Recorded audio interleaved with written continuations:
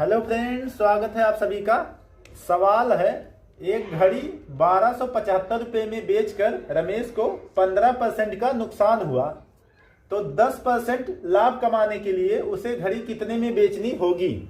अब देखिए, हम क्या करेंगे, अभी इस क्वेश्चन को मानकर बनाते हैं, अभी प्रश्न से कोई लेना देना नहीं है।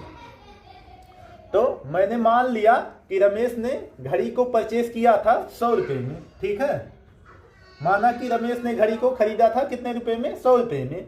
अब उसे बेचने पे 15% की हानि हुई, घड़ी को बेचने पे उसे 15% की हानि हुई। तो 15% की हानि हुई का मतलब क्या है, 100 की चीज उसने 85 रुपये में बेच दी, तभी तो उसे 15% का हानि हुआ।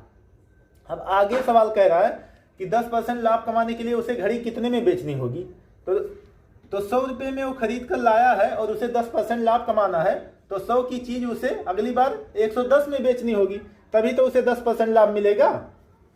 अब देखिए, मैं कह रहा हूं, हमने माना कि ये जो घड़ी बिकी है 85 रुपये में, लेकिन सवाल कह रहा है कि घड़ी बिकी है 1275 रुपये में। हमने माना कि घड़ी कितने में बिकी है, 100 रुपये की चीज 85 में बिकी है, लेकिन प्रश्न के अनुसार घड़ी की कीमत कितना है, 1275 रुपये। तो अब ये बताइए 85 का 1275 कितना गुना है। तो इसके लिए हम क्या करेंगे, यहाँ पे इसको सॉल्व करते हैं। 85 बटा 1275। अब 85 कटेगा 17 से, तो 17 पचे 85। अब इसको काटेंगे तो 17 सत्ते 119, 8 27 होगा। यहाँ पे 8 बचेगा और यहाँ पे 5 ऑलरेडी है, तो 8 कितना हो जाएगा 85। तो 17 पचे 85।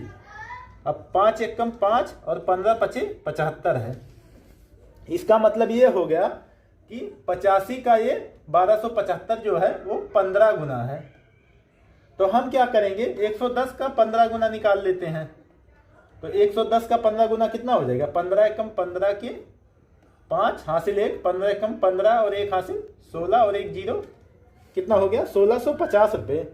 तो रमेश को अगली बार घड़ी को 1650 रुपये में बेचना होगा, तब जाके उसे 10% का लाभ होगा। तो घड़ी को कितने में बेचनी होगी, 1650 रुपये में, तब जाके कहीं उसको 10% का लाभ होगा। और यही हो जाएगा आपका फाइनल आंसर।